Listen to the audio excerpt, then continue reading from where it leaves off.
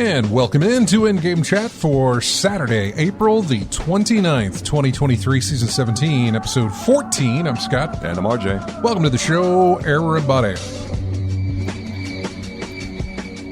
If you would like to get in touch with us, our phone number is 334-272-9228. Check out ingamechat.net for all the links to get in touch with us. You can find us on Twitter at InGameChat. You can find us on Facebook as well. You can email us, everyone, at ingamechat.net.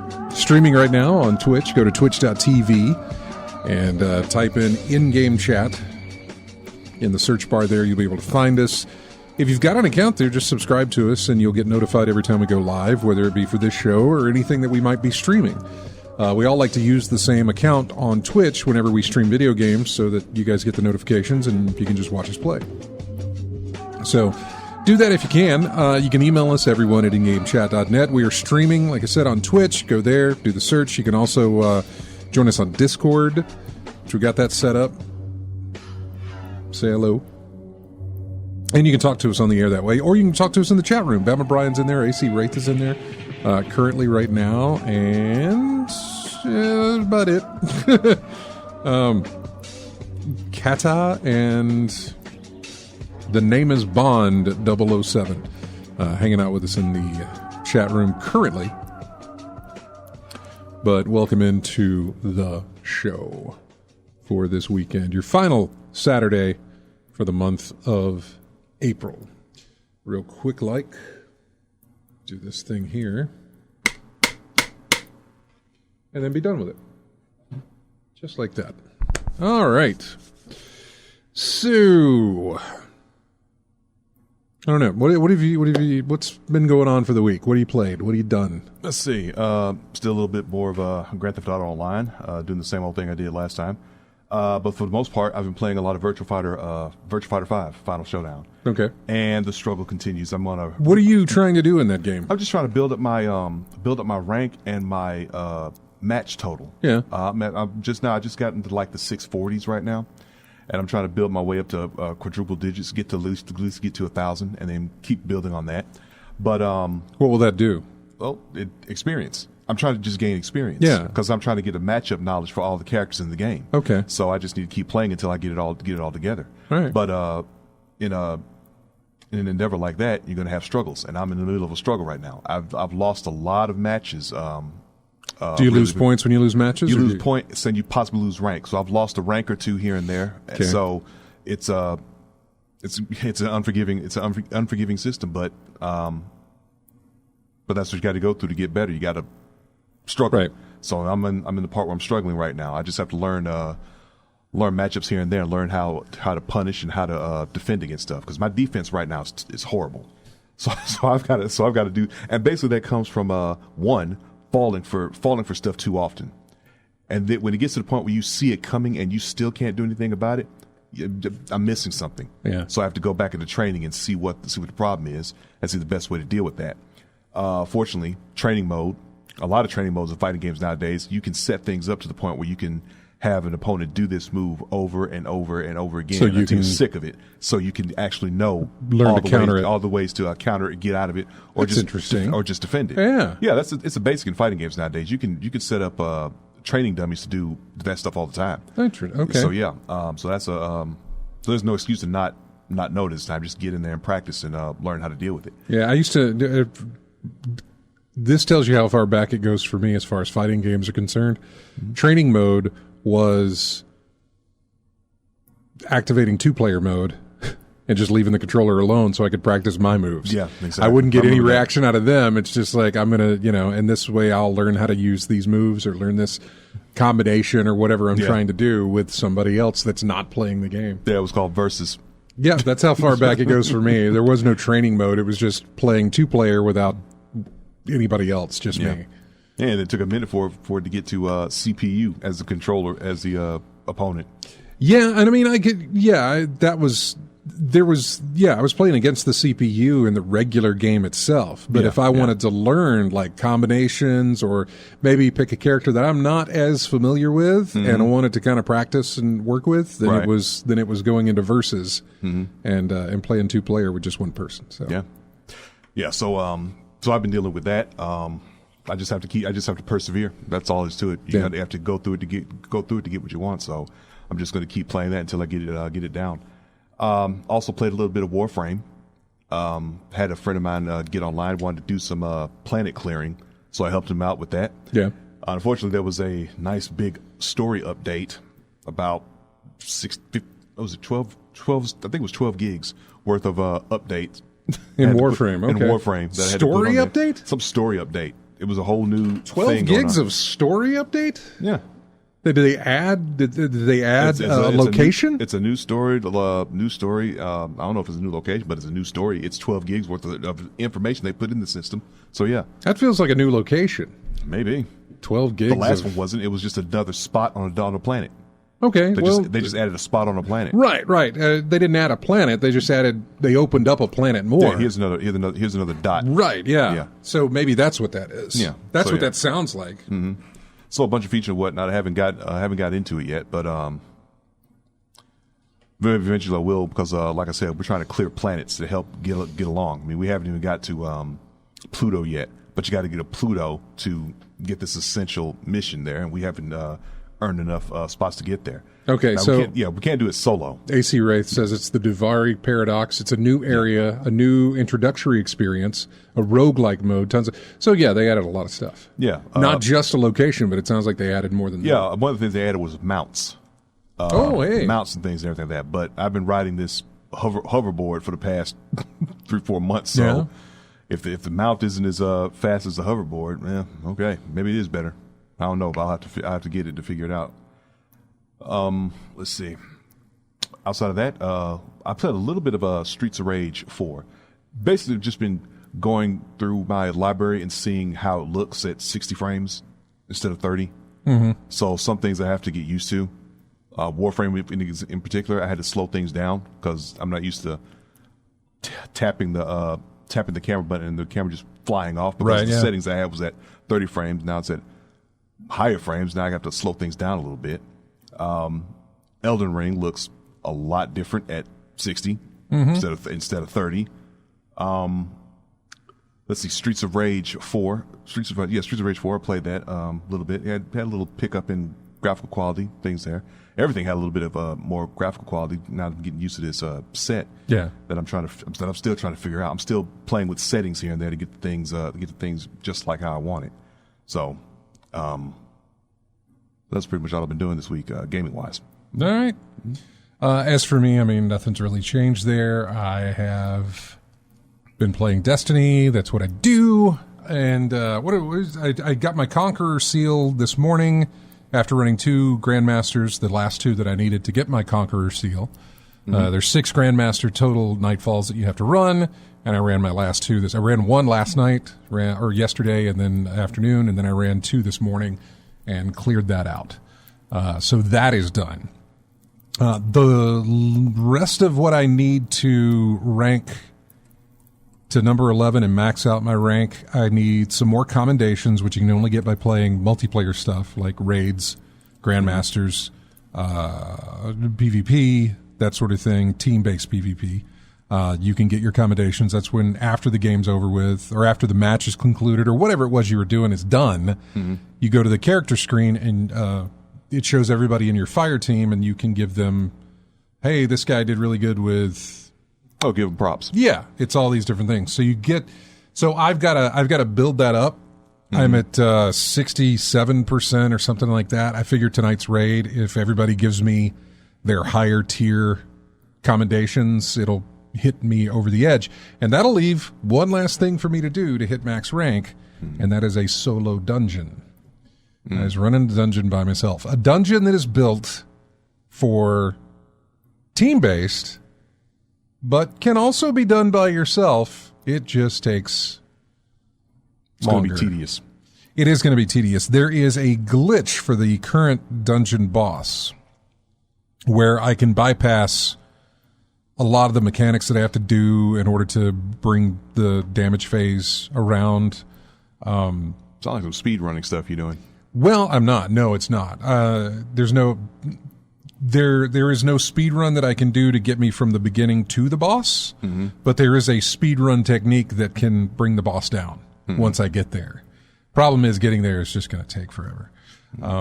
I don't have to worry about dying. I can die as many times as I want to. If I wanted to go for a flawless, I could, but I don't need that kind of pressure.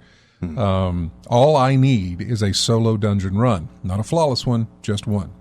The thing about solos, and I've been reading this as I've been going over to kind of prepare myself for this, is a lot of people, especially when I was looking up this glitch, they're like, it didn't work for me, or it's not working for me. And there's some people saying, well, you've got to adjust your frame rate. You've got to there's settings that make it work.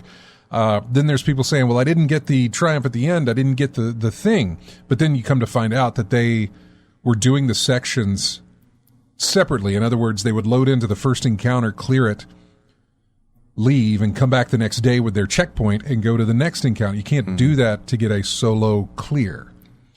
Yes, you would have cleared it solo by yourself, doing just each encounter, separately, today, the next day, whatever.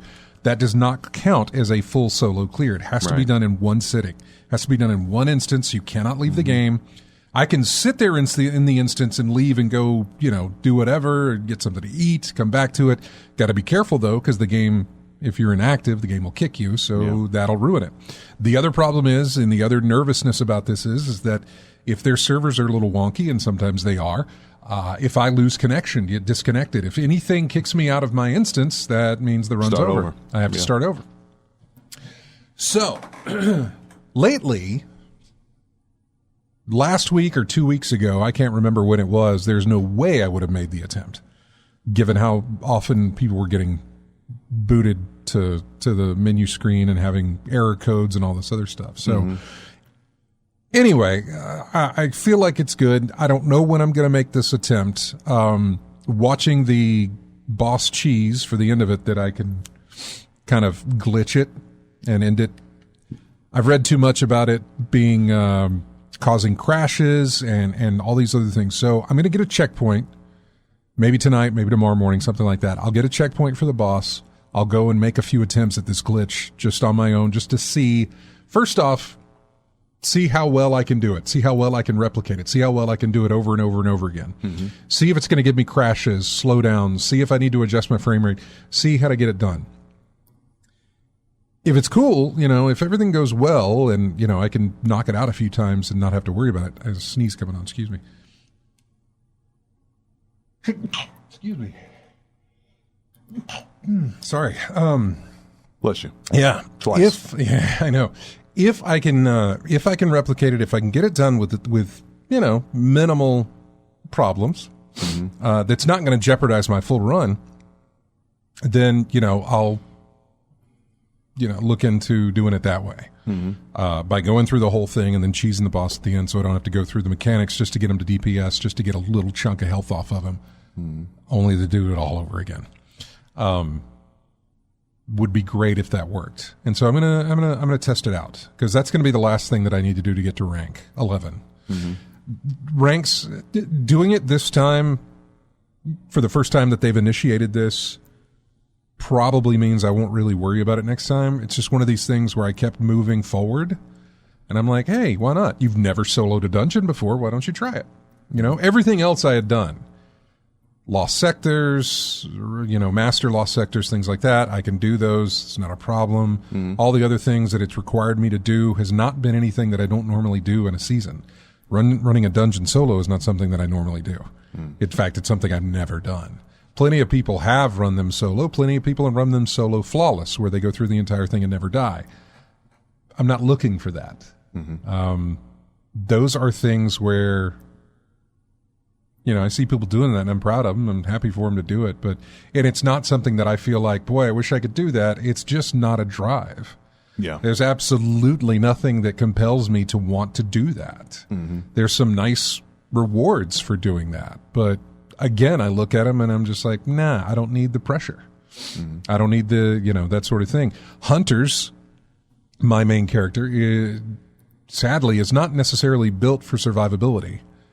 No, they're not. No. Well, given the way some exotics work now, given the way some of the characters have, like Titans, man, they can be invincible. They can stay alive.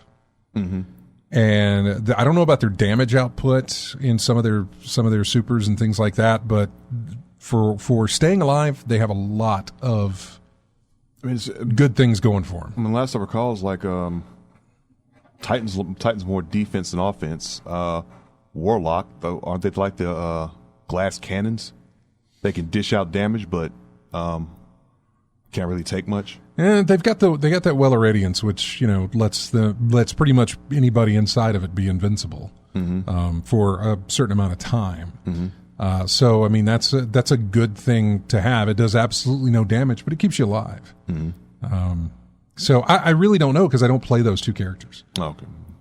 I don't play a Warlock and I don't play Titan. I used to, yes, but the game has changed completely since the last time. Because I'm going off old data as well. So yeah. Exactly. Okay. But Titans have certain exotics and certain modifications on your character can keep you alive easily. Just to where things are just not, you don't have to worry about dying at all. Hunters have the invisibility aspect where you can go invis if you want to. The build's not that great. In other words, the way I have to build my character in order to stay alive that way kind of really doesn't help me in the damage department. Yeah, and I'm thinking about how effective is that invisibility against the CPU? Like I said, if you're going for survivability, you need it as effective as you can. Yeah. But so the enemy doesn't see you? Doesn't see you, yeah. Okay. As soon as you would go invis, they don't know where you're at. They don't shoot at you. Okay. Yeah. I'm sorry, I just have a history of games where one of the aspects of you turned invisible, but it didn't matter because the CPU still knew exactly where you were. Oh, yeah. No. That type of thing. It doesn't do that. It doesn't do that in here. Yeah, in fact, the only thing it served is confusing you. You don't know where you're at, but the computer does. You still take damage. In other words, if there is splash damage, if they throw a grenade out and you're not standing next to it, but you're standing a little way, within the radius of the blast, you will take damage. It doesn't reveal your location to them. You just take damage. So, whereas if I was in PvP and I took damage, it will reveal your location because you will see that you will see the person taking that damage and you'll be able to hit them. But the PC doesn't recognize any of that. Okay. PC doesn't pick up on those, or say the PC, the computer aspect of it doesn't. The AI, whatever, whatever I'm trying to say. So anyway, that's the last thing I got. Finished my challenges last week. I have one challenge left that I didn't get to, and it won't be next week, but it'll be the week after next when that rolls back around for me to make that attempt. We're going to do a raid tonight. That should, like I said, get me my accommodations that I need at the end of it. I think we're doing a normal raid tonight. Should be a breeze. People are doing this raid in like 10 minutes now.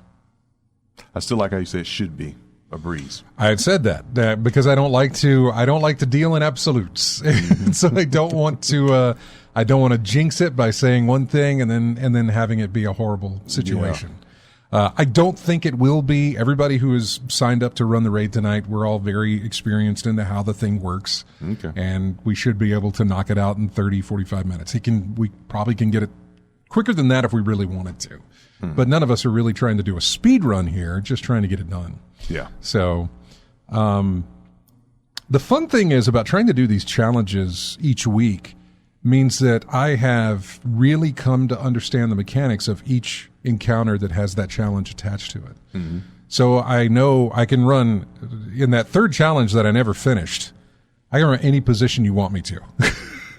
Yeah. Because doing pickup groups, just random groups who were trying to do it, you got put in all different positions. Yeah, you got the experience. You've been put in every role possible. So now you know it. And so I know exactly what to do. And running the challenge for the final boss was also something that I've learned how to do enough of, because you have your assigned roles. You do this, you do this, you do this. So, I mean, I can run anything they need me to run. But so what is it, like a healing aspect, the attacker or the defender, or whatever? For this the mechanics you said, the role you have to play for this. No. It's just the different. Trying to explain it would be a little tough, because it's gonna. I mean, not that it isn't for anybody listening who doesn't understand any of this. Not that it's not already confusing in what I'm saying. But let's take the third encounter, the one that I didn't finish. Okay. You're in a very big room. Mm-hmm. There is, the floor. Yeah. And on each side of the floor are two triangle-looking platforms, very big triangle-looking platforms. All right. At the end of each point of those triangles are planets. Mm-hmm. So the way that would look is, if you're standing on the floor, your left lower 3 planets, your right lower platform 3 planets, your left upper platform 3 planets, your right upper platform 3 planets. Mm-hmm. Okay. Total of, what is that, 12? Yeah. 12 planets. The way the layout works is that one person is on the lower left, one on the upper left, one on the lower right, one on the upper right. 2 people on the floor to clear ads. Okay. To clear all the enemies that pop up. Clear all the enemies that pop up on the bottom, so that is 1, 2, 3, 4, 5. That's 6 people. Right. So, which is all you can have in a raid. So there's your position. So which one are you going to do? The upper, what are you going to do? Mm-hmm. You're going to be ad clear on the floor, then you need to know what you need to do. Because there are certain enemies that have to be killed that spawn other enemies that have to be killed in order for the mechanic to work. Mm-hmm. So you prioritize those enemies first. Kill the riffraff, because there's plenty of riffraff. But when those enemies spawn, everybody wants to focus on those. Once those are killed, it spawns an enemy on each platform. Mm-hmm. That person who's on that platform shoots that enemy. When they kill that enemy, the planets on their platform change to 2 light planets. They glow with light, and then 1 dark planet, which is blacked out. The point of the encounter is to match everything up. Each platform is going to have 1 planet that is out of alignment. It's going to have the odd one out type of thing. Yeah. So you take that planet, the dark one, if you're on the left, and then you run it over to the right. The person on the right has to tell you which number, because you've assigned all these things numbers when you're doing this. They're not in game. You have to do it yourself. What do you mean? Assigning numbers. When you're in the chat room, you have to assign numbers of like 1, 2, 3, 4, 5, 6. 1, 2, 3, 4, 5, 6. 1, 2, 3, 4, 5, 6. Yeah. Left and right. Mm-hmm. The uppers are 4, 5, and 6. The lowers are 1, 2, and 3. Okay. So let's go back to the lower guy for a second. He kills his boss that is spawned, and his planets change, and he knows that I need to take planet 1 and move it over to the right side of the room. I know we're reversed, but so I need to move it over to the right side of the room. So he's listening. Or if it's me, I'm listening for whoever's on the right side to say, I'm picking up planet 3. And then I tell that dude, I'm picking up planet 1. That means mine has to go in his 3. His 3 has to go in my planet 1. Mm-hmm. In order to make all 3 of them light on the left, all 3 of them light on the right, or all 3 of them dark on the right. Mm-hmm. Same thing with the upper platforms. You have to do the switch. You have a certain amount of time that you have to make this happen. Mm. And if you can pull that off, then you can move on to the damage phase. Okay. Damage phase consists of 3 circles on the floor. Mm-hmm. Whenever you activate damage phase, you have to look at what color he is. If he's a light color, you go to the light platform on the ground first. You stand in that circle, you get a buff, you can damage him. About 5 seconds, really. Not very long. It feels very short. About 10 maybe, probably less. So 5 to 10 seconds to do all the damage you can. On that platform, because he will change color. If he goes to orange, then that's a dark color. You move to the dark plate, stand in it, get the buff, shoot him for whatever. There's 3 plates on the floor that you will stand in during each phase of damage that you're doing. Once those 3 plates are complete, however far you've got him down, then everything starts over again. So lather, rinse, repeat. Yep. Goodness. You do it again, and then you do that and that. So that's what I mean by roles, mechanics, that sort of thing. Okay. That is just one. It is different in each single encounter. Mm-hmm. So that one that I told you about was just for the third. Just the third fourth one is completely different. The Yeah. second one and the first one are completely different. Yeah. There's aspects of each in every encounter, but they're not the same. And I'm picturing this with a bunch of random folks with no chat available. Oh, no, we're all in a voice chat. Yeah, I'm picturing this with no chat. Yeah, Because yeah. like you said, the point where You you're can do it. I'm trying, but the part with the planet switching. Yeah, you can easily do that, because the way that works is you abbreviate everything. First off, before you get started, it's usually understood how the room is numbered. Mm-hmm. There's a universal technique most people follow. Where most. And you hope that everybody's on the same page, which is what you do before you start the encounter. See, that's the point I'm getting at. Most people know, and you hope. You sit there and type and be like, we're doing mirrors, right? Mirrors mean that this side over here reflects this side. The left and the right are mirror images of each other. Mm-hmm. So when he tells me planet 1 is his, then I know in my head, looking at a mirror type of thing, where that is on his platform and where all my numbers are on my platform between the two. So before you start, you sit there and you type that in chat, mirror section, who's doing what? And then people say L1, or LL, lower left, upper left, lower right, upper right, that sort of thing. Or add clear, whatever. So you know who's doing what. During the thing, when you pick up a planet, all you have to do is type in 4, That way whoever's on the other side of that knows that, okay, he just took 4. I'm going to type in 6 because that's the one I picked up. So they both know where to go on each other's platform. But that's all you have to do is, type a number real quick. That's it. And then you go back and forth. And then somebody will say, whoever is monitoring all this or whoever's looking out for these different things will tell you the plate order for damage will be light, dark, dark. Or dark, light, dark, whatever the case may be. They'll put DLD or LDD or DDL, whatever the case may be, and you know the order in which it's going to go. Mm-hmm.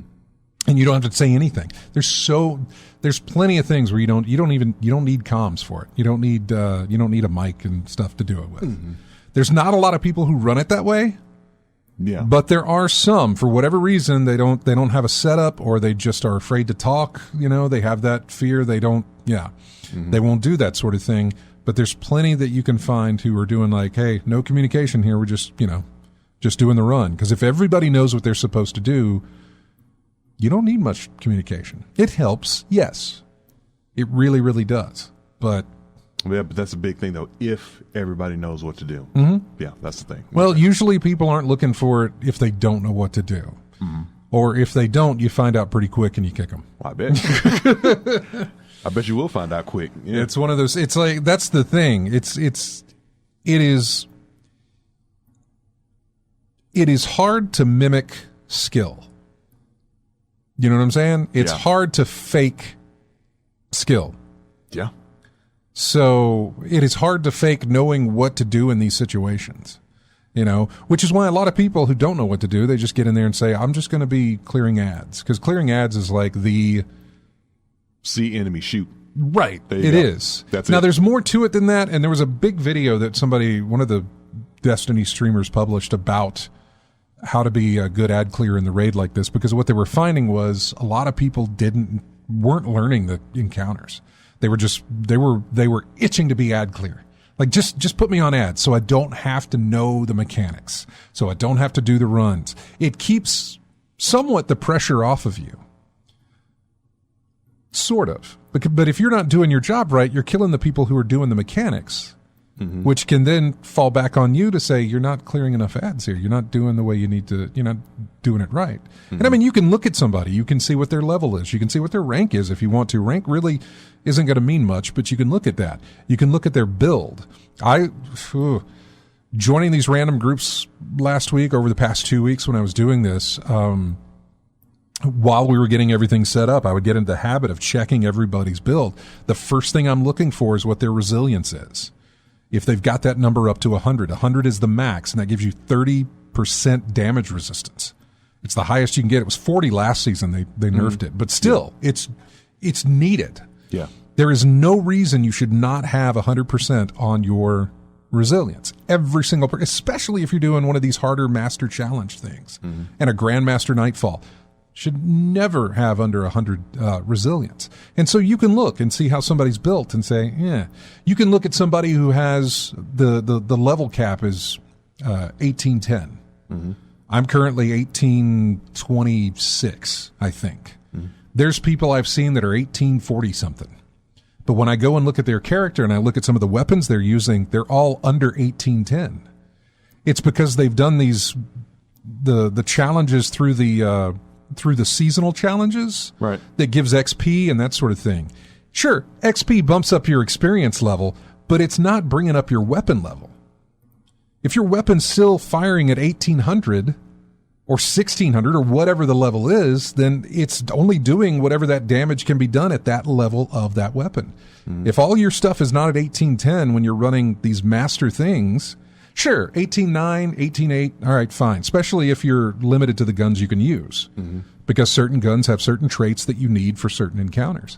So I get that. But I saw, even running my Grandmasters this morning, I saw people running 1803s and 1800 weapons and stuff. Somebody was saying, this bow's not hitting like it should. And I didn't say anything, but I was like, well, it's because it's not up to... You're underpowered. Man. Yeah, the bow's underpowered. You're not, but your weapon is. So, I mean, like I said, it's hard to fake it because there's ways to tell, like, you're trying, but you're not putting in what you should be putting in. And it's because you don't have the experience to do it, level up, do what you need to do. It is not, and I don't want to come off as elitist in this because I know it can sound that way, but it's more about, hey, we're all trying to get this thing done. And if you're dragging us down, having one weak link in the chain is not going to work for us. Chain is only strong as its weakest link. So, yeah. So it's one of those situations. And we like to give everybody a chance. And by we, I mean, most of the groups I join, we're real reluctant to, like, kick anybody out at the outset. But, when everybody dies, there's a damage chart that comes up when everybody's done. Tells you how many people you killed, how much of a buff you had, whatever the case may be, all these different stats of the encounter. It gives you all this information. And numbers don't lie. And you can look at that and you can be like, you ain't pulling your weight. So you can definitely see what's going on there. So anyway, that's a lot more Destiny talk than I ever thought I would give on this show. Trying to explain encounters like this, and I know it was probably a situation where just brain dead everybody out there listening to this who's not into it. Let's just say, look, it's a total team effort, and everybody's got to do their part. Because if someone doesn't, everyone's gonna feel it. Yeah, exactly. So, AC Wraith says, one more reason I wouldn't play that game: obsolete equipment is bad enough without team politics. I mean, the politics are just as a team. As a team, you're all aiming to do this one thing. Yeah. Everybody is on board to do this one thing. There's no real politics to it. It's just like, we want to get this done, and it's going to be tough with you on our team to do it. We'll try. I mean, we never, as far as I know, I've never been on a team that just outright kicked somebody before we even started. Outside of somebody just being... Lord knows that's happened before. Yeah, outside of somebody being idle and not responding while we're trying to get things going.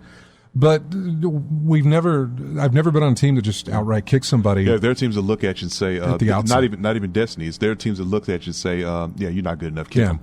And the other part is when you get into these chat rooms on Discord, which we use Discord, when you get into a chat with your fire team, you can voice your opinion on things. Yeah. You can say, hey, have you tried to do this, or have you done? You can kind of talk to the person. You can be vetted in Discord, and it's not putting anybody down. It's just like, are you sure you know how to do this? You know what we're doing? Okay, that's good.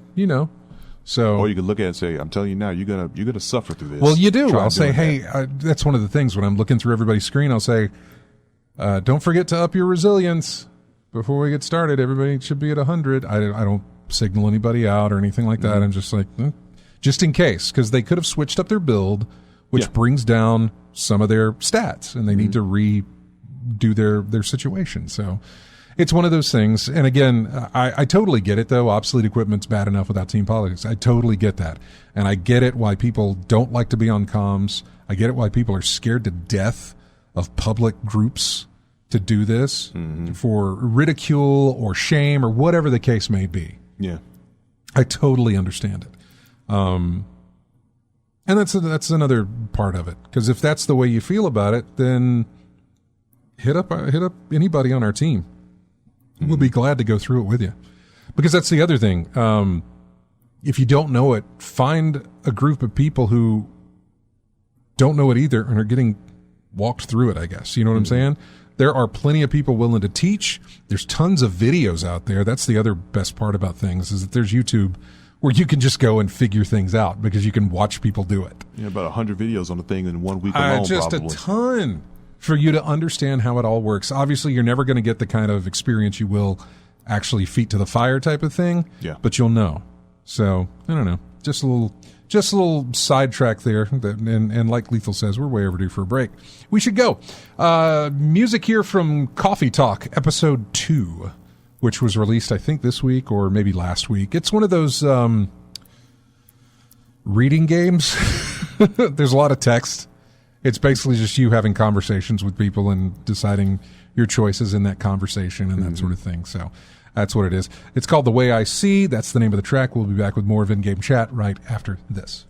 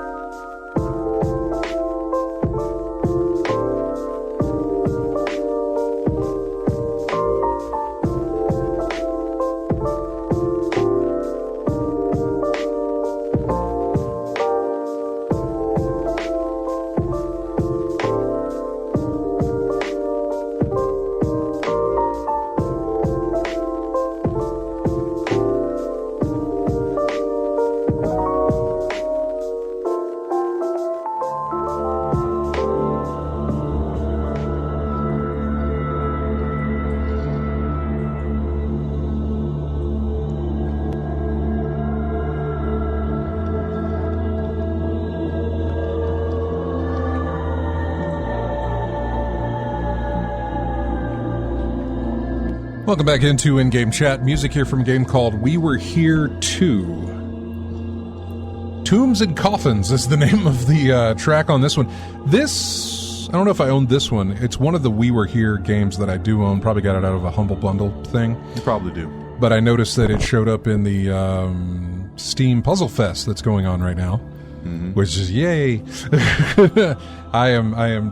I'm really enjoying seeing all the different games that are on sale that are puzzle-like. I downloaded a couple of demos.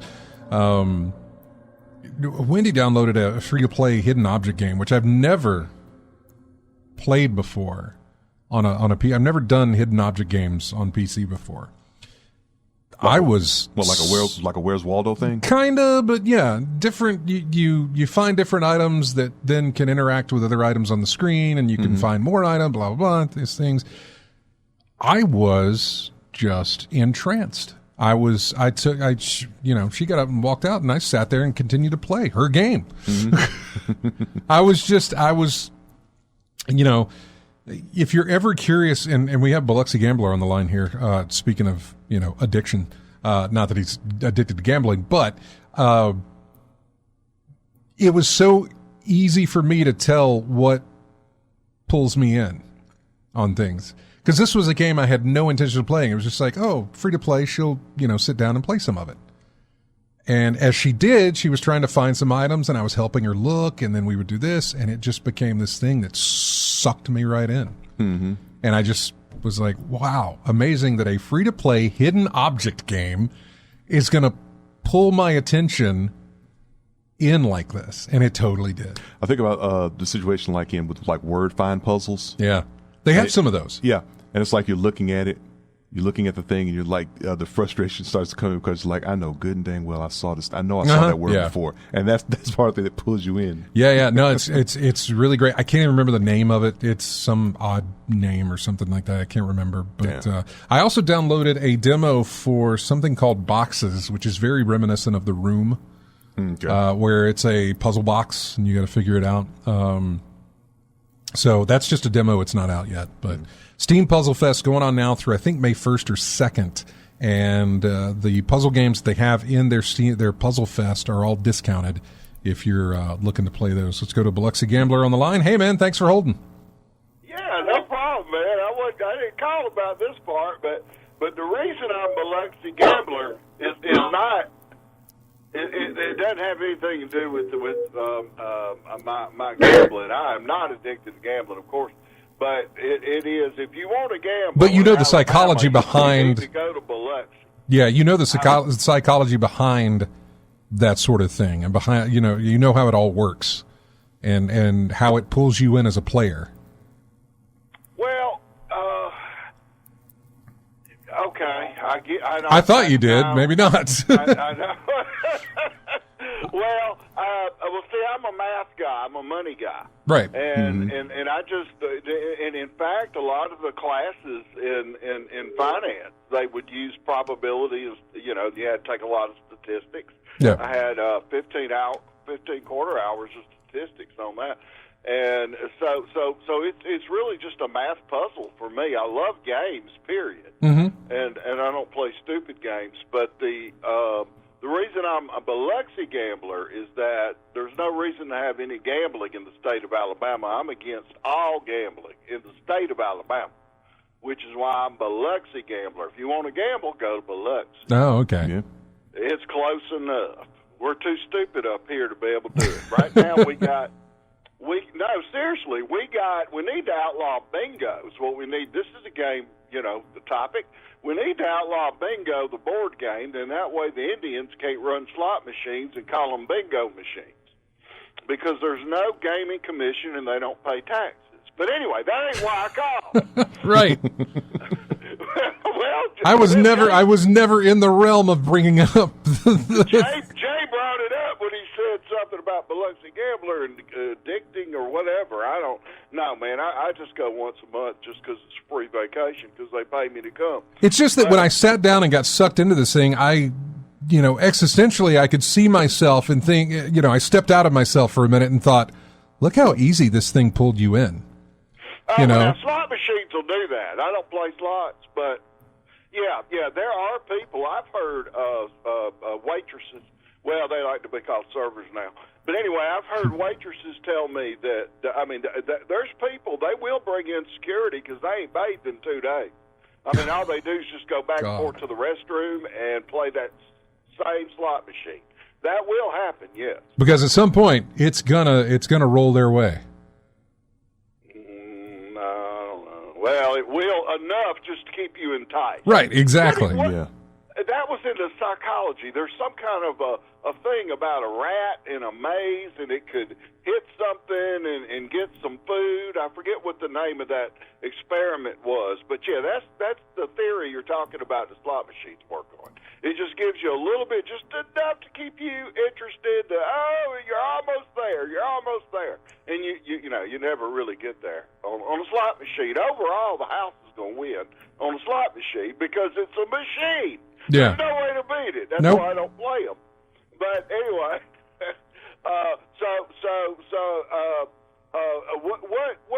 what Jay was saying earlier is that basically in the world of Destiny and in him, there is no such thing as a participation trophy. Buddy, you got to have it. You got to have your weapons up to the right level. We're not giving you a break. Depending on what the activity is that you're doing, yeah, a lot of that has to come into play. Exactly. Yeah, it's like real life, like that poor football player that sat there all during the first round of the NFL draft. Nobody picked him. Yeah, and he was sitting there with his girlfriend and his mom. And that was hard to watch, man. And the camera kept showing him. Yeah, RJ. Yeah. My question is RJ and his computer. Don't let me forget before you got to hang up on me. But anyway, I want to hear about that. But but yeah, that poor. And I mean, he's a good player. And I mean, every one of them up there is the 1% of the 1% already. And but yeah, that was hard, RJ. That was hard to watch. He's just sitting there, and over and over and over again, nobody picks me to be on the team. And now I see that Jay's the same way about Destiny. You just sit there, Tim. It don't matter. Yeah, depending on what it is we're doing, I care and I don't care. Yep. All right, guys. Hey, RJ, tell us about your computer, man. Okay. I'll talk to y'all later. Bye. See you, man. All right. Yeah, do you got an update on that? Last check, man, it was like it's the dangest thing, man. We stripped it down to this bare minimum and never could find the issue. It would not come on. Yeah. It's like a short. There's got to be a short in it, but we cannot find the source of that thing. We stripped it down to its bare things. We could not get it down. This is where it's frustrating. You tried everything you know, and it ain't working. So you're gonna do a build? I'm probably gonna start getting parts to build, but we're still gonna look around and see. But you keep running into other things that need priority over the piece. Like you lost a TV. Yeah. So I have to. You didn't lose one. You had to get a new one. So. Yeah. It's running 13 years, so it was about due. But Pride went that long. A white Westinghouse went 13 years and no problem. So hey, you served me well. But I think what I'm gonna do with that computer now, we're gonna take it to another friend of mine who's got a little more experience with these things. And we're gonna see what's up with it with him. So he's gonna take a look at it and see what's going on. So good. If he can't see anything, I'm just gonna start. Yeah. Just start building. Right. Start building again. But yeah, that's where I'm at on the PC. But yeah, that thing we was talking about. Yeah, some dude got hyped up so much that he's like, there's no way he's going to be leaving he's not going to be picked in the first round. And lo and behold, he wasn't picked. What round did he get picked? I don't know if he got. You don't even know if he got picked at all. I don't know if he got picked at all. But yeah, he not the first round. But yeah, it was bad. Yeah.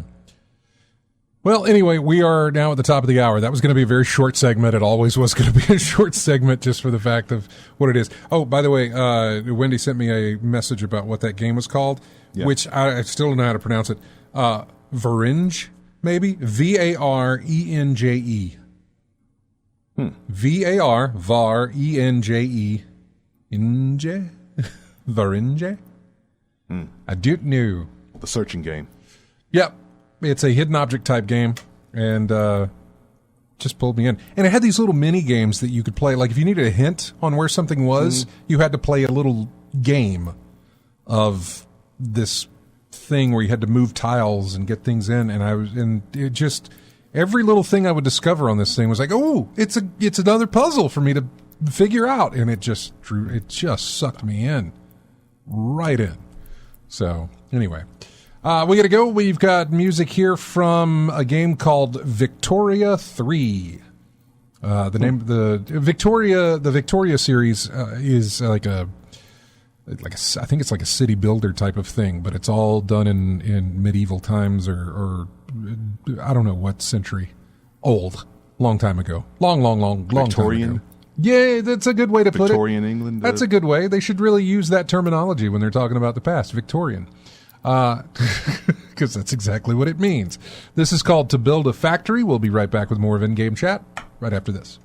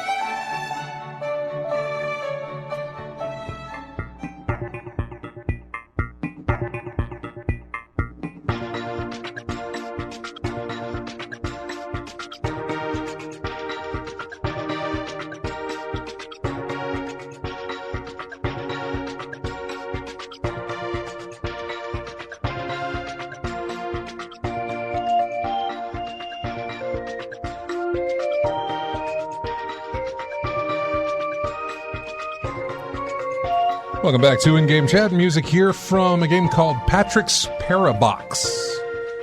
It's part of Steam Puzzle Fest. I have no idea how the game plays, but Patrick's Parabox. Parabox, yes. So pun on paradox. Correct. So, Don't know much about it. I don't think it's got a demo, otherwise I probably would have downloaded that if it did.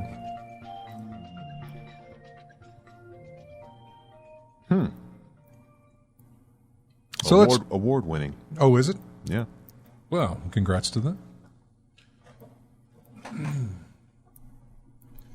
Let's get to the news, of which there was something pretty shocking that came out on, I guess, Monday or Tuesday.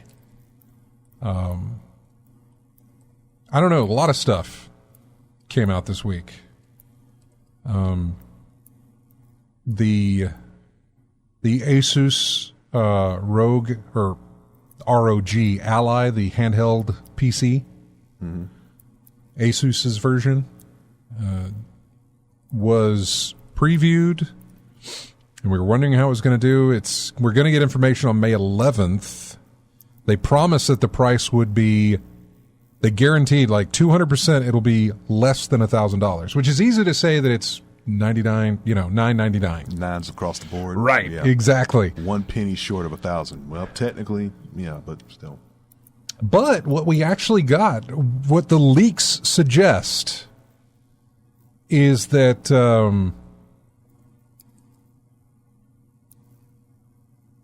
it's likely going to have two different SKUs. There'll be a, less beefy version for a certain amount, and then there'll be a big beefy version for a certain amount. Mm-hmm. I don't know yet which one this is, if this is the lower end or the higher end, but somebody found a leaked price, I think on Best Buy, that showed $700, which for a portable PC with the specs that it's got, even on the low end, is pretty good. Price per performance type thing, it's actually pretty good. For a portable gaming system that is strictly a PC. So yeah. And how much is the Steam Deck? Steam Deck is at the high end. It is $600, I think. And by the high end, I mean like if you're getting the one that has the most memory and all this other stuff, all the bells and whistles and everything you need. Caboodle, yeah. It's like $599, something like that. $600. Yeah, so it's like $600. And then it has a mid tier, and then it has a low tier. All of them can be taken apart, modded, whatever you want to do to them. Which is why I got the lower tier version to kind of versatile. So yeah, I can, for a lot less than what the upper tier cost, I can bring my lower tier to that upper tier. Yeah. Even I can take it beyond that. Yeah, exactly. Or you can exceed it. Yeah, I can take it beyond that performance. Yeah, it's part of the reason why that NES Mini was so big. Wasn't because of the nostalgia; it was because of what you could mod that thing to. Right. I was trying to see. There was another thing that came out, but it only came out over on Twitter. Let's see if I can find it.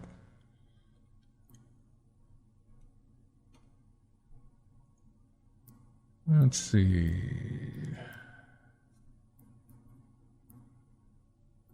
I'm looking at Wario 64's Twitter, which is who I get a bunch of.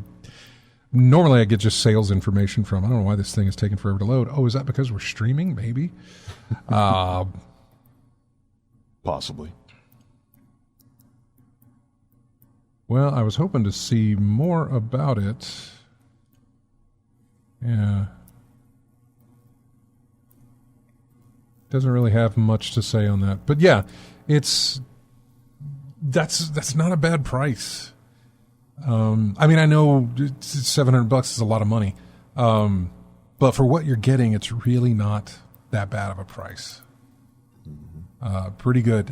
But again, this is a system or a device, whatever you want to call it. This is going to be something that I'm going to pay very close attention to with the reviews.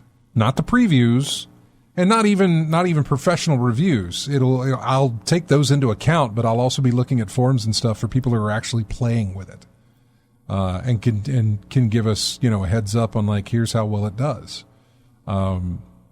in just regular people's hands and how it works and everything. So, I'm scrolling through some more stuff, but yeah.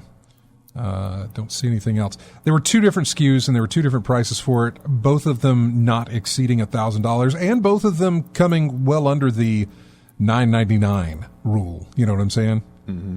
So, yeah, battery life is what everybody's looking at. Lethal Migrant says, I don't care so much about the specs as what it is the battery life was, or the battery life's like. That's another thing we're kind of waiting on. Nobody has really given us any sort of insight into what the battery life is like for it. So yeah, curious about that. But May 11th is apparently a big reveal date for when they're going to launch it, how much it's going to cost, and I think giving us a lot of specs with like what's inside of it, what the battery life, everything else that we're going to need to know, I think will happen on May the 11th, which is when we're going to get that. Guerrilla Games confirmed that Horizon Forbidden West is getting a sequel. The DLC dropped, and I don't remember what it's called, something about Beyond Shores or something like that, but there's DLC for this, and the Digital Foundry guys have said as far as consoles go, this DLC is unbelievably looking just amazingly well. Better, in fact, than the base game that was developed. Some of the aspects of this new thing look even better than what the game that it's DLC from is doing. So, I don't know.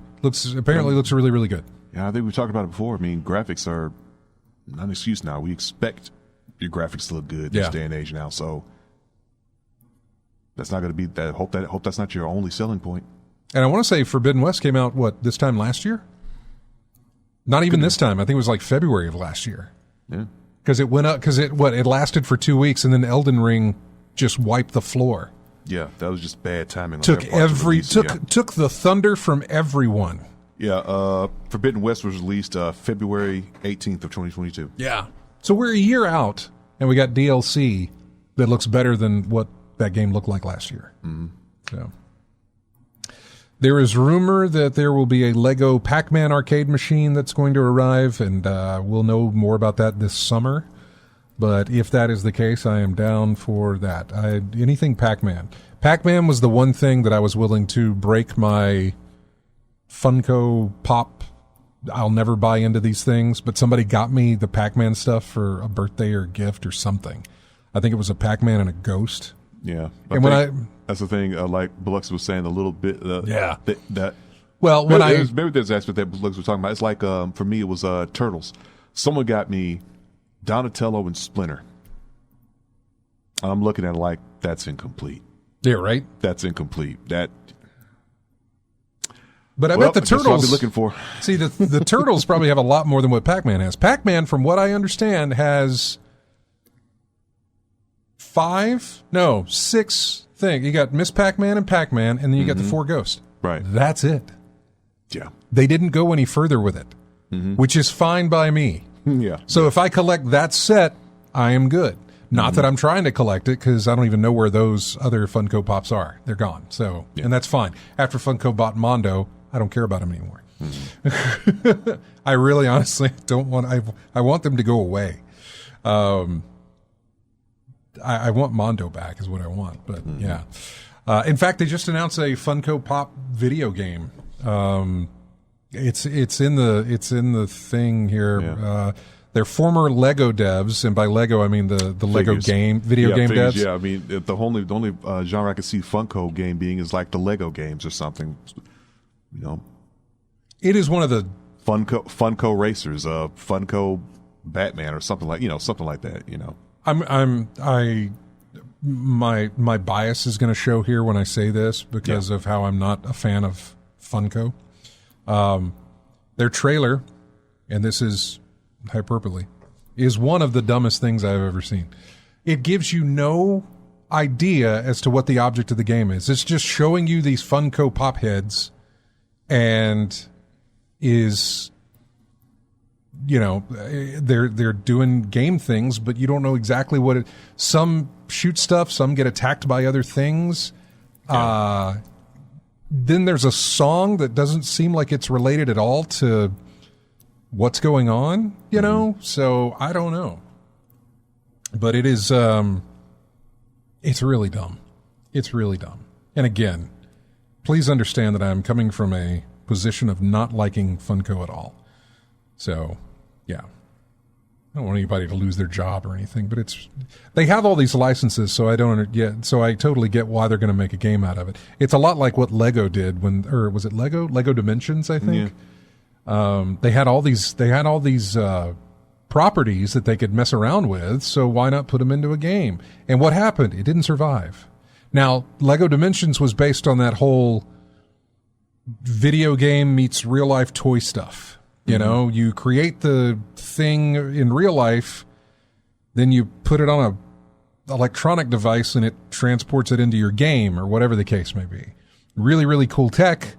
Didn't last very long. They were coming in on it at the tail end of the Amiibo and the whatever that Spyro Dragon thing was that had all these characters. And the Disney had one as well, and I can't remember what it was called. But Disney had one. Disney Infinity and yeah, Disney Infinity. You bought the characters and put them on the thing. Yeah. Anyway, it was coming at the tail end of that, crashed and burned, and Mikuru X knew exactly what I was talking about. Disney Infinity.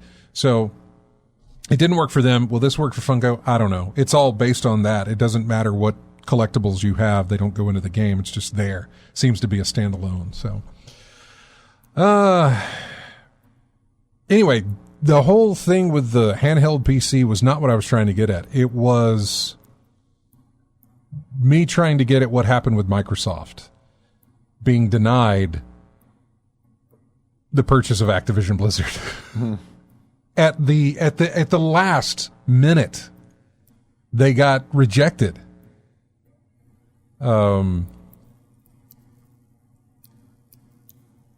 And I was trying to get a better read on the actual, this is what they're going to do next. Let me go to GameIndustry.biz because I usually have it. It is dumb. Thar66 says the reason is so dumb. The CMA, which is the UK's Competition and Markets Authority, has announced it's preventing Microsoft's proposed acquisition of Activision Blizzard over concerns the deal would alter the future of fast-growing cloud gaming market. The cloud got them. They got them with the cloud. In its statement, the CMA said that Microsoft failed to effectively address the concerns in the cloud gaming sector. Who's this organization again? The UK's Competition and Markets Authority. Check their wallets. Let's see if they got paid by Sony. Yeah, exactly. Yeah, I'll say it. I'll speculate. I'll say it right now. Yeah. Check their wallets. Well, especially given the reason. Cloud. I know. The cloud. I know.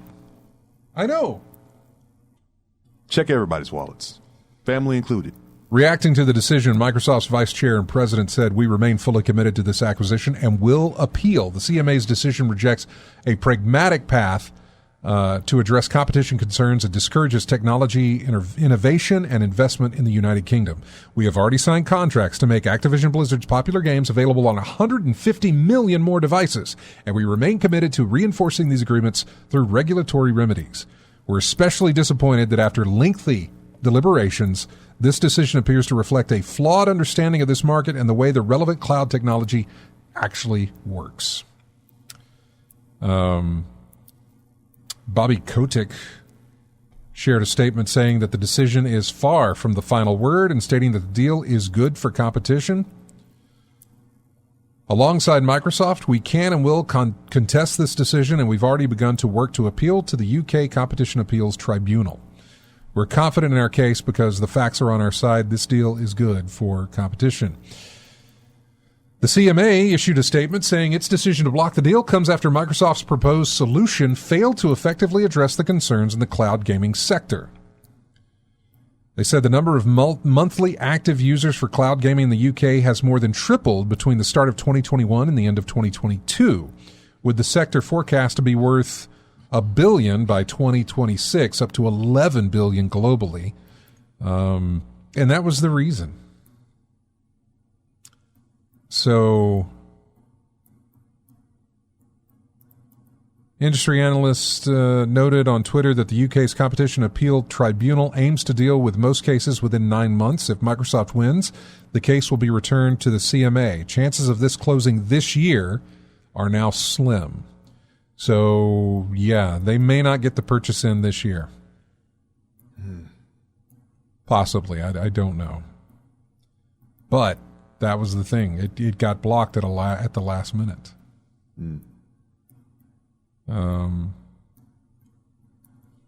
Delaying the inevitable. Yeah, I'm looking at this article about what are they going to do next. Yeah. Other than it's an appeal. It's unclear how Microsoft could further appeal the issues the CMA raised, considering it already proposed remedies that did not go far enough. These largely comprised of promises to keep Call of Duty available on other platforms and 10-year deals with other cloud gaming services, but the CMA remained unconvinced these would be enough. The CMA said any such deals and promises gave Microsoft too much wiggle room down the line. They also decided it did not want to have to keep enforcing the decision over time and that blocking the deal was the safer option. Could Microsoft compel the CMA to accept it had simply chosen the easiest way out? Ultimately, any successful appeal would render the case back in front of the CMA for reappraisal. So regardless of anything, it's got to go through this process again, or at least through the CMA. It's got to go in front of them again. You can appeal it. If you win your appeal, it still has to go through them again to move it. Which is odd because I would think if you win the appeal, it just reverses the decision. But no. It gives it the opportunity to go back in front of the CMA again. It just says, look at this again. Yeah. Which, I don't know, in between the time that happens and now, perhaps they can do enough to reassure them in that decision. I don't know. The appeal has a chance of success, but the CMA wins a significant majority of the appeals that are made. So, yeah. Yeah, NVIDIA supported Microsoft right after that. There was a lot of things that, in fact, the day of, there was some big deal that Microsoft signed another deal for cloud gaming again. Just a few days after that, I believe, something else was done. Reading another article here before we take a break. Let's see. Microsoft has said that this deal is bad for Britain. Not the deal, but the CMA's decision is bad for Britain. I definitely got them looked at. Yeah, in an interview with the BBC, Microsoft president Brad Smith said, "This was probably the darkest day in our 4 decades in Britain. It does more than shake our confidence in the future of the opportunity to grow a technology business in Britain than we've ever confronted before. There's a clear message here. The European Union is a more attractive place to start a business than the United Kingdom." He also added that the English Channel has never seemed wider. The CMA responded by telling the BBC it had to do what's best for people, not merging firms with commercial interests. So, Activision is intertwined through different markets. It can be separated for the UK. It can't be separated for the UK. So this decision blocks the deal from happening globally, which is why they even, it's not like they could do it and just not be in the UK market, which was my thinking as well. It's like, so how does the UK saying you can't do this stop them from doing it?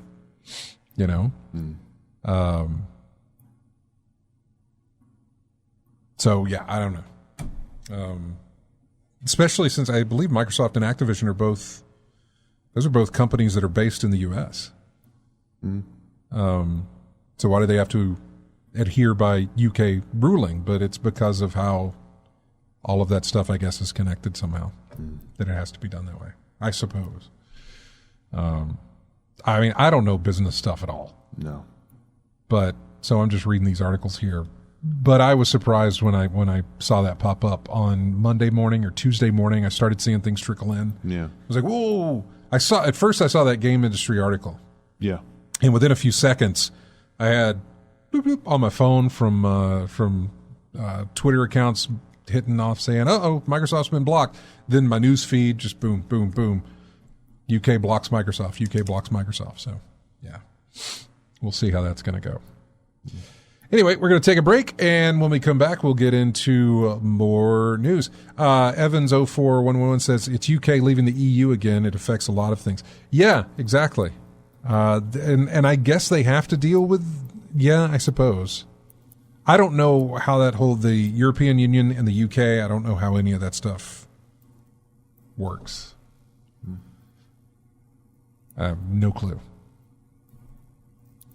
Music here from a game called Pirates Outlaws.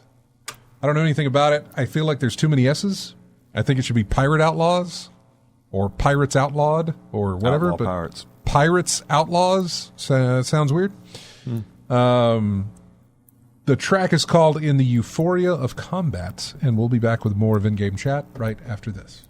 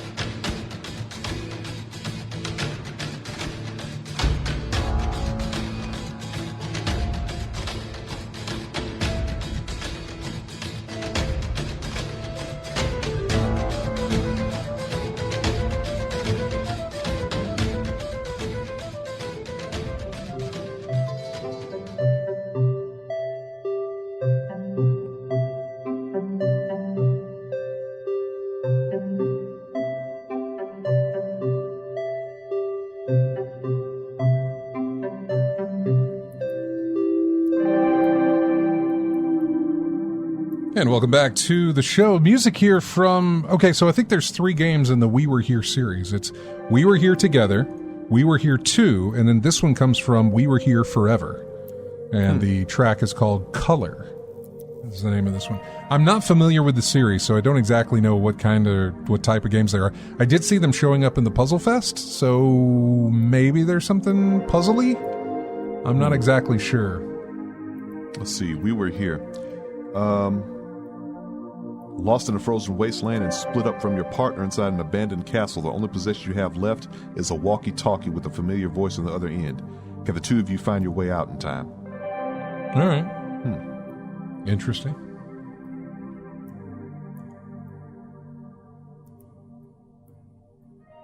Oh, it says... What? You said it was 3 in the series? I thought maybe 4. there's... 4. We Were Here 2, T-O-O. We Were Here Together. And then We Were Here Forever. We Were Here Forever. Okay. Yeah.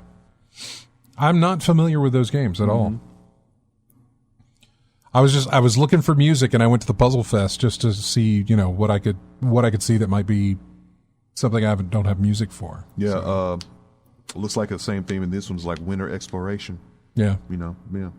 Frozen wasteland, explore the area, see what you can find, and survive whatever you discover, I guess. Mm-hmm. Oh, there it is, yeah. Yeah, the games of the We Were Here series are thrilling co-op puzzle adventures. Take the role of Antarctic explorers who find themselves drawn into an ancient mystery centered around the sinister Castle Rock. Yeah. Yeah.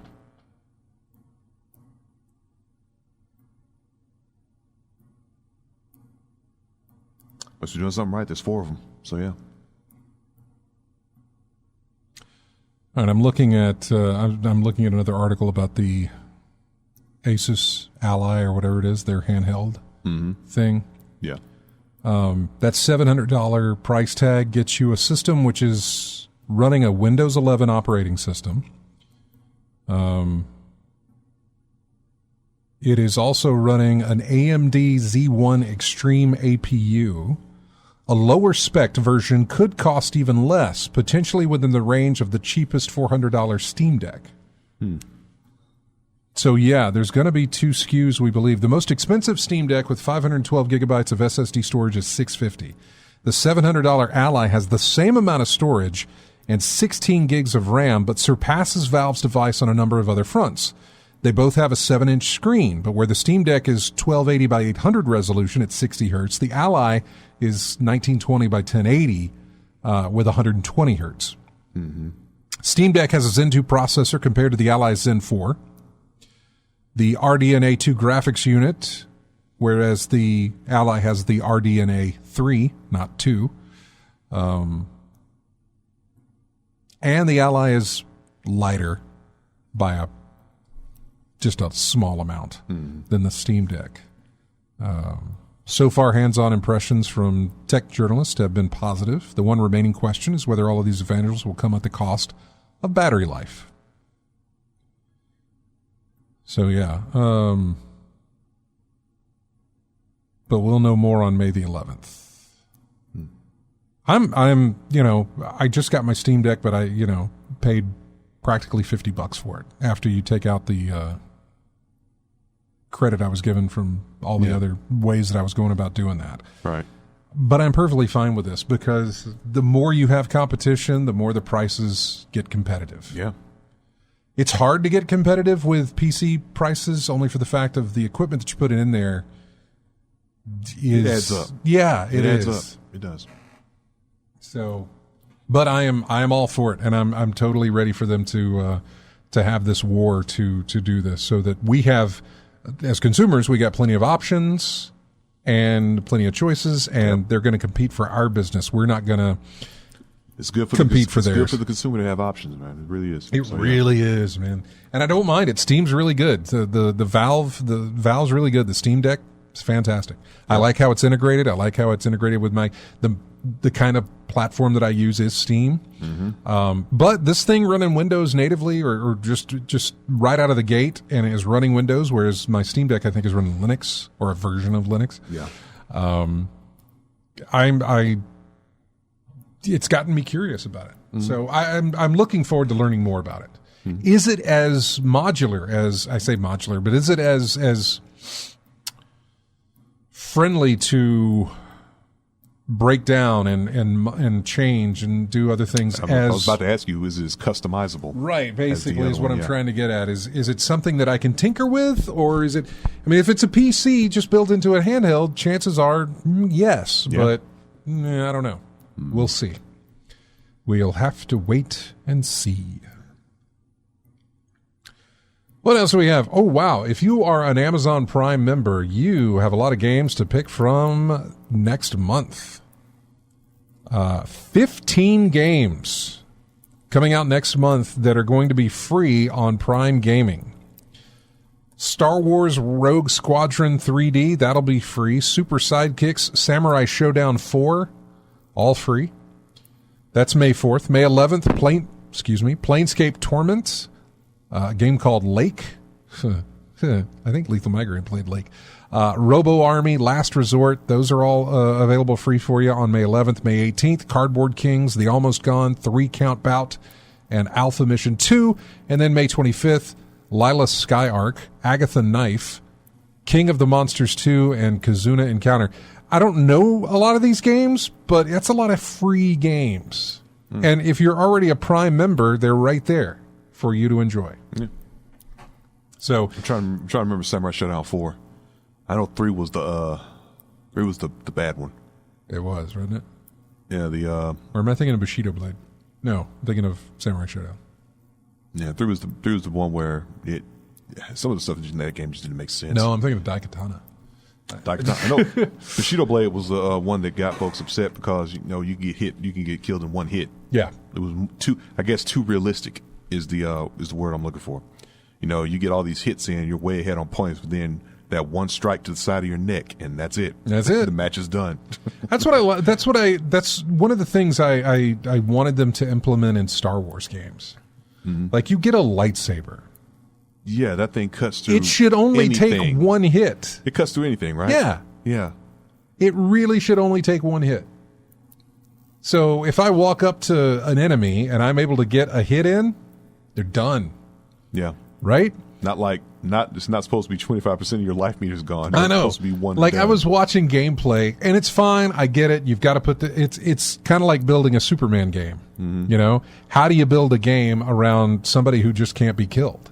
or a character that's just massively overpowered. Yeah. I still remember the arcade game of Superman. I still remember playing that, and I'm just thinking it was just a bunch of alien enemies just hit you, and you had a life meter just went down. Yeah, I know. And that was all she wrote. But why? Exactly. Because they're strong enough to hurt Superman. Why? We don't know. We don't know. Just play the game. Put another quarter in, kid. That's all you do. That's been the problem with like Superman games is how do we develop around a character that is OP, that is overpowered. And so in Star Wars, you don't necessarily have overpowered people, but you have overpowered weapons, or at least one single weapon that is massively overpowered. Your trademark, your signature weapon. Your lightsaber, man. Yeah. So I was watching gameplay of this, and by the way, the gameplay of Jedi Survivor, which is the new one that came out this week, I don't know how it is on consoles. I think everybody's doing okay on consoles. There was a day one patch. There's been a couple of patches so far. Mm-hmm. Prior to the game's release, the review code people were playing got patched quite a lot, and then there was a day zero patch that just went out before the game's release, and then there was a day one patch that went out. And they still haven't fixed the problems on PC. The guy I watched reviews from, and I wish I could tell you what his name is, and I can't even remember the name of the channel. Skill Up, I think, is the name of the channel, YouTube channel that I watch. And he was doing his review of it, and he was talking about everything. He could not give a recommendation on it based on all the bugs in the PC version and how horribly it looked and how it was doing. He was talking about how he set it at, he has a couple of different PCs that he can run the thing on, and he set it on the beefiest PC he's got, at max settings at 4K, and he still couldn't get a 60 frames per second baseline. It's all he was going for was 60. Wow. He tried to get 30, and he couldn't get that. It was not getting a baseline of something, it wasn't being consistent. But it wasn't getting up to 60. He turned everything down trying to get 60. So then he said, well, let's try and get a 30 frames per second. He brought it down to a 1080p on last gen card type of thing, and he still wasn't hitting it.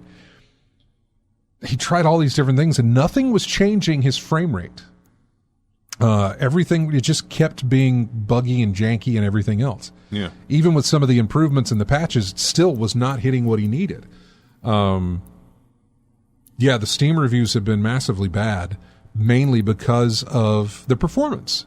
No one's really complaining about the game itself. No one's really complaining about how the game controls, how the game looks. Well, looks on PC is bad, but the story about it and everything else, there's no complaints there. It's just in the performance on PC has been rather rocky and hasn't been too great. So much so that EA issued a statement saying that, we really apologize for these bugs. We are going to do everything we can to continue to work on this to get them ironed out. We appreciate your patience and all this other stuff. So, they owned up to it. Corporate speak, basically, yeah. And I think that's good because this thing, there's massive amount of people having problems with this on PC. But I was watching the gameplay, and he's going up against like a Rancor, one of those monster animal things, and he has two lightsabers in his hand, and he's doing all this, hack and slash, and you see the burn mark, you see the way the saber hit the monster, because it leaves like a char mark across the beast. But and I know it's a game, so he can't just do that and then you have the guts come out like it normally would, right? I'm about to say you could, but yeah. So it was just interesting to see that the character model has the traces of lightsaber going across him, but he's still just going all out. But let's say they did go realistic on the lightsaber. How short would that game be? Right? Yeah, I know. Well, you gotta figure. This is. I'm not complaining that it's like that. I would be interested in a game that does take it very seriously to see what they could do. Yeah. So I'm thinking right now, if you did do that, you'd have to make the game lengthy enough. You had to put a lot of stuff in there to negate the quickness of combat. Right. In that game. Well, at the same time, you also would be susceptible to that. Your character as well. So, yes, you can have it both ways because it's a video game. Why not? Yeah.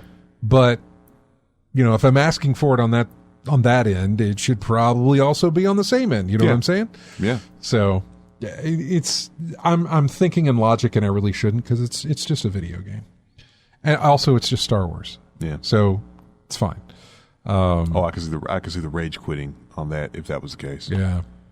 This one boss who took like 60 tries to get past because I couldn't get my defense up. Yeah. Thar66 says even on consoles, quality mode is better than performance mode for performance. Yeah.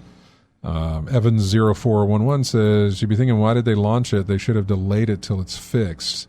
Oh, Suits in Management said, we'll fix it later, that sort of thing. I was about to say Suits. Hit your deadline. I was about to say Suits Managements and Investors or whatever made. It does seem a little odd, though. Like, if this many people are experiencing these PC problems with it, did they not test it on PC? Did they have time to test it on PC? Well, that's another question to ask. Yeah.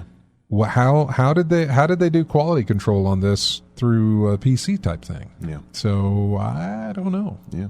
Now, if someone messes around and does a DS fix on this thing. I don't know. I think they're going to work on getting it there. Yeah. So, by the way, somebody said with the release of Star Wars Jedi Survivor, this means that EA and oh God, who's the team?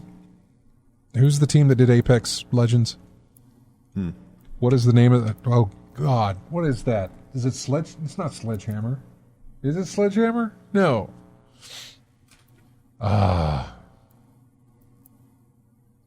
Apex Legends developer. Respawn? Respawn, is that it? Respawn Entertainment, Panic Button Games. Apex Legends, right? Yeah, Respawn. Respawn is who it is. I don't know why I was thinking Sledgehammer, but it's Respawn. So with this release, it means that Respawn has released 2 Star Wars titles and a sequel to Titanfall, as well as a whatever Apex Legends is. 4 games, 4 AAA titles. In the amount of time since Rocksteady has released its last game, the Batman Arkham Knight. I don't know why anybody put that comparison together, but I thought it was interesting, especially given the delay that we had again with Suicide Squad moving into next year. So yeah, I thought that was interesting that they've been able to put out 4 different games. One or a set of those being a franchise. They started the Star Wars Jedi blank, Fallen Order, and then Star Wars Jedi Survivor. So 2 of those games in a series, Apex Legends, and a sequel to their first game, Titanfall. So, Xbox Studios is not... We talked about this. We went through, did one of those year-end reviews, and Microsoft didn't make the list as far as money they've made on their own development. Yeah, exactly. Like Sony was number 1 with how many they had released. Yeah. And then you had EA and a couple. Ubisoft, I think, was in there. Nintendo was in there as well. Microsoft was not on that list because they have just not. Yeah, studios they bought, yes. Yeah, but their own studios, Microsoft Game Studios, no, not so much. So, what else do we have? The Microsoft Blizzard thing. Diablo 4 full version wants twice as much storage as the beta. Also, there's a mode in Diablo 4, by the way, where if you're playing it, Diablo's hardcore mode. If you play PvP in Diablo 4's hardcore mode, permadeath is possible. So keep that in mind. Although some people like that. Some people live on the edge that way. Not me.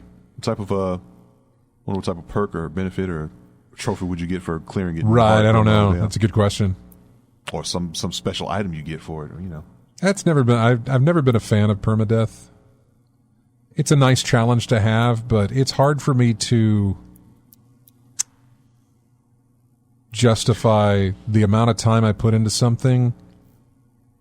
Like if Destiny had if Destiny came out with a permadeath mode, yeah, like, hey, next year we're releasing a permadeath mode. I don't know why they would ever do that. I would never step foot into it. Right? Unless you could turn it off. Right, exactly. If there's just a section where like, hey, if you play here and die here, then this is it for you. Yeah. No, ever, never. And the other part of that is I can see why companies don't, because if that could deter you away from the game. Mm-hmm. And if you're on a business model that requires people to buy into your game on a ever how long basis, mm-hmm. and somebody runs into a permadeath situation where it's like, oh man, I lost everything, I don't want to play anymore. Yeah, think about the Steel Battalion. The only thing I think about with that game is the controller. Yeah, but it was like I think it was a permadeath thing. If you lost your mech, that was all she wrote. It was like they had that big eject button. Right. If you did not eject, that was it. Permadeath. Yeah. That was a permadeath situation. So yeah, you invested $200+ in this thing to get this giant controller in the game, and then your first foray out into the gaming world, and you die and don't hit that eject button, and that's all she wrote. Yeah, we've got some questions in there. Let's see. Diablo 4.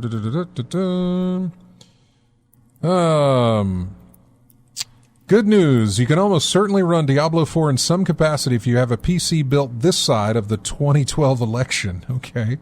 Unless you wanted to run it at Ultra 4K, that is, which is understandably dicier proposition. While Diablo 4 at 1080p, medium to high settings, only wants a sensible 16 gigs of RAM.